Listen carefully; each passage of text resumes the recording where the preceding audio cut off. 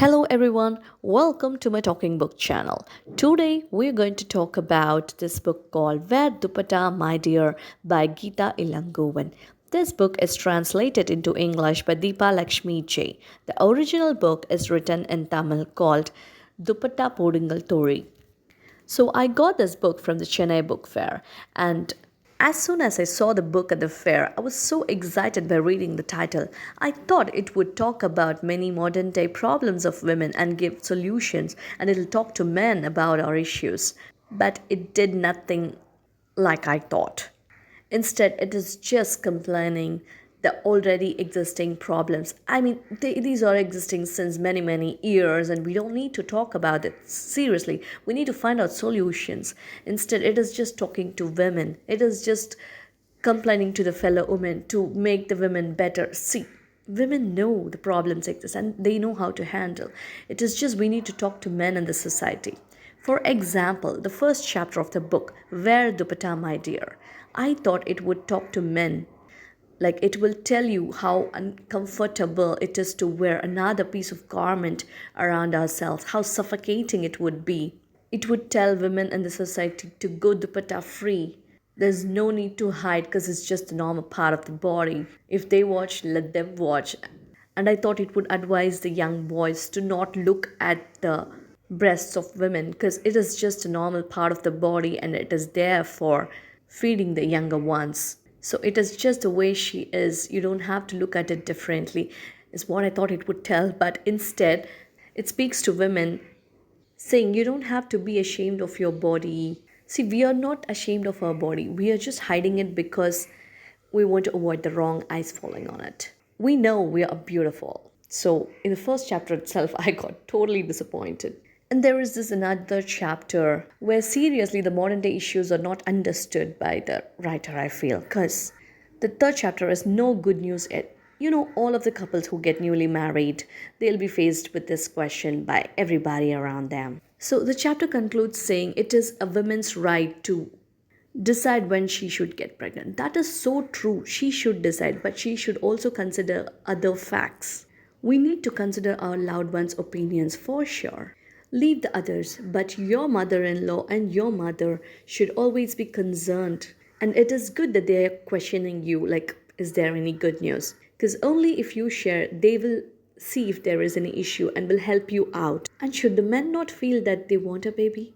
Why are they being denied with that right? If they could have get a baby themselves, they would do it. They would not depend on a woman, right?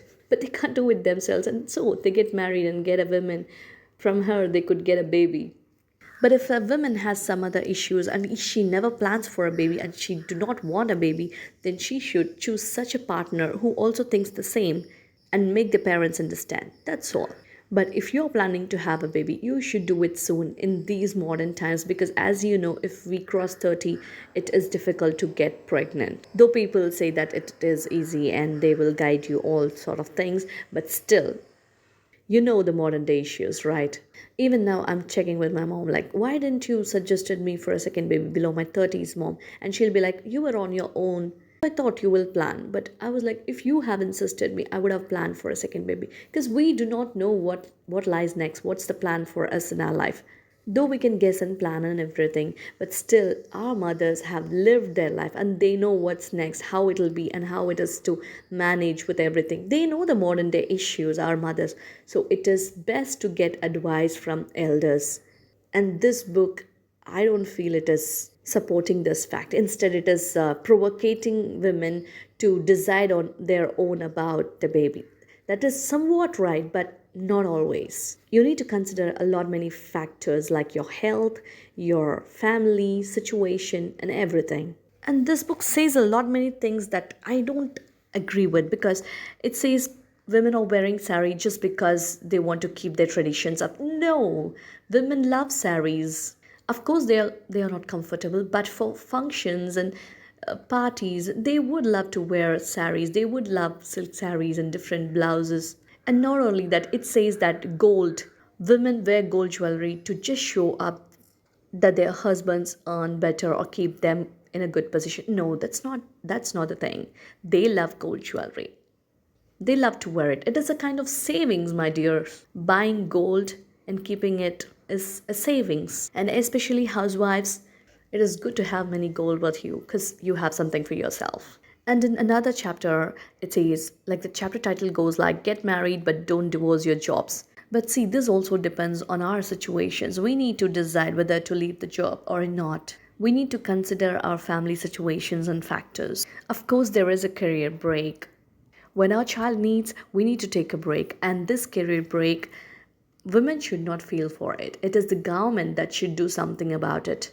See, these are very modern issues. Nowadays, all of the women are working, and when there is a child, they need to have a break, and their career is going down in those times. And government really need to take a step and help women in this kind of situation. I guess for government jobs there is a 1 year break and they're getting paid, but even for private jobs the government should do something about it.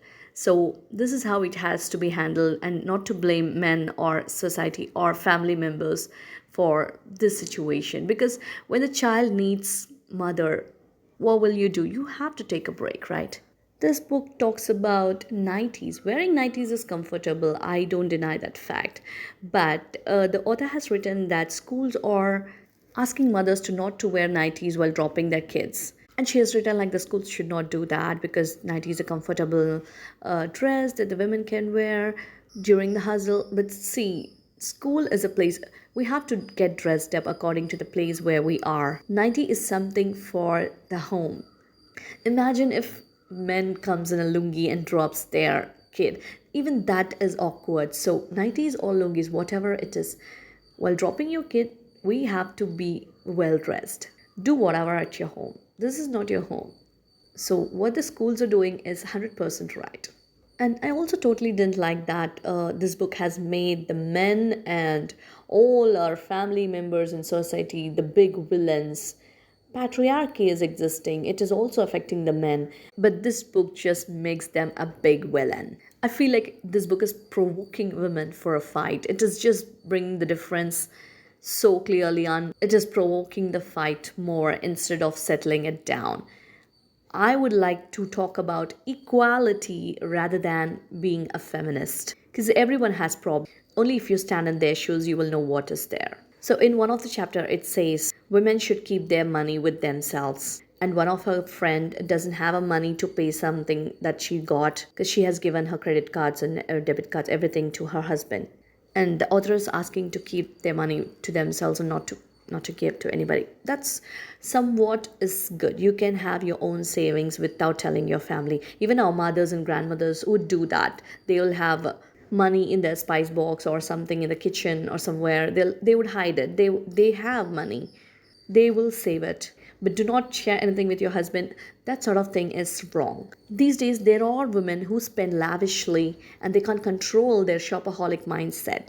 And with that sort of women, the men in the family would, of course, put a little control on them. And it is the same for the men. If the men is spending lavishly, the women would control. So it depends on the family and the way they are. But we will see it from the outside and blame the men as a chauvinist person. And that's not good, right? And there is this another chapter where the book talks about women being in politics. Well, good. I appreciate it. We should understand politics. We should get into that. But even in that chapter, the author tries to keep the women in top, like we handle it better. See, let it be men or women, both should handle it better. Both should understand politics and both should handle it better, is what I say. That is what I'm telling. You should speak equality instead of feminism here. I mean, talking about equality will bring more sense in these modern times. But well, though I'm totally disappointed, I do have few things that I liked in this book. Like she has advised women to know about financial schemes and savings. It talks about women learning politics, and it also talks about vasectomy. The best part of this book is talking about this vasectomy because this is the simplest way that we can do a birth control. It is easy with the men, but it is not easy with women. But still society don't understand and women has to go through that operation. But instead of doing all these things, there are other birth control methods that couples can try. But if you ever want to go for an operation, then vasectomy is the best, and men needs to understand that. and even women. Good that the book talks about mother's guilt.